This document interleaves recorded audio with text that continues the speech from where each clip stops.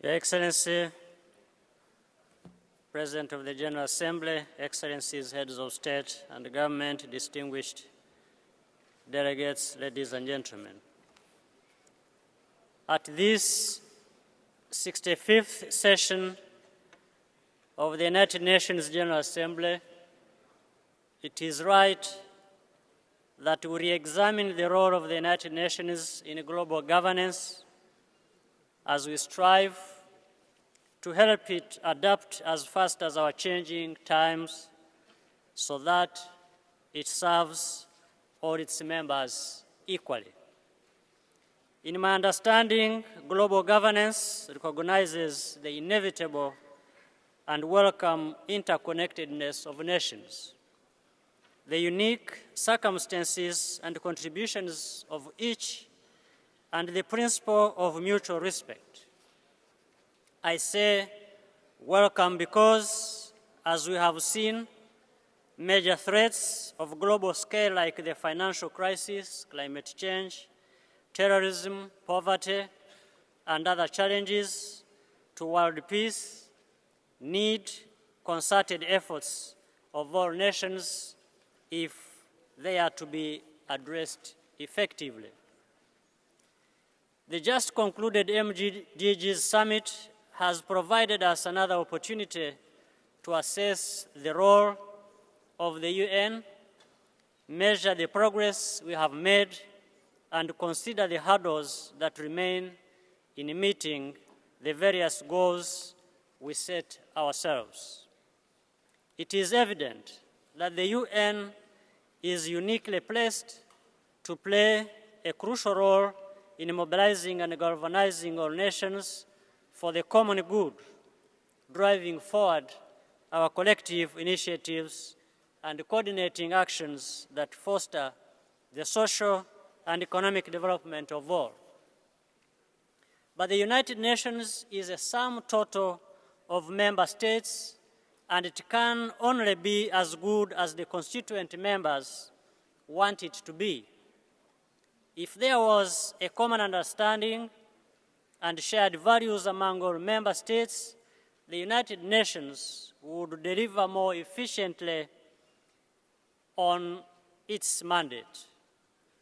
But it has become clear that the UN has evolved into a two-tier organization reflecting a world that seems to be divided into two major categories. One with inherent laudable values, rights, and liberties, and another that needs to be taught and coached on these values. My country and many in the developing world seem to fall in that second category. Not only marginalized and disenfranchised, we are also considered chronic violators of our own human rights. The implication is that the UN holds a certain standard for some countries and another for others, especially on international issues where every single member should be treated equally under the law.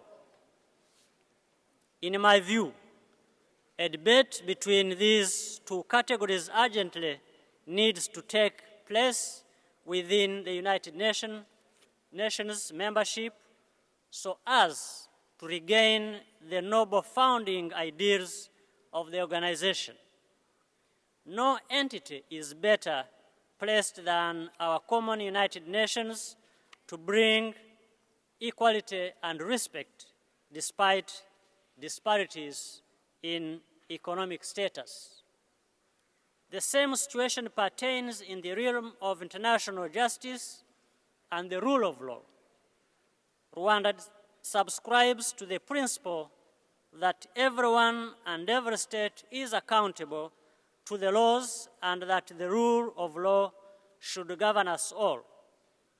But these laws must truly be equally enforced and independently adjudicated. Mr. President, distinguished delegates, reaffirming the role of the UN in global governance presupposes strengthening and reforming it to make it more effective and efficient in its response to global challenges. The impetus to reform our global governance structures, however, is to ensure that they are equipped to deal with those challenges and secure a brighter future for all the citizens of the world. Where there are no avenues to appeal international rulings, when there is an accountability deficit in key global institutions, and when ordinary citizens feel that the UN cannot deal adequately with the issues affecting their daily lives, the UN cannot be seen as credible, relevant, and democratic. We should make sure that this organization does not become a tool for the powerful to protect their interests and enhance their influence, or use it in subjugating others. Rwanda believes in multilateralism and understands that global challenges can only be effectively resolved through international cooperation. The UN must continue to be at the center of this agenda and play its role without bias or prejudice.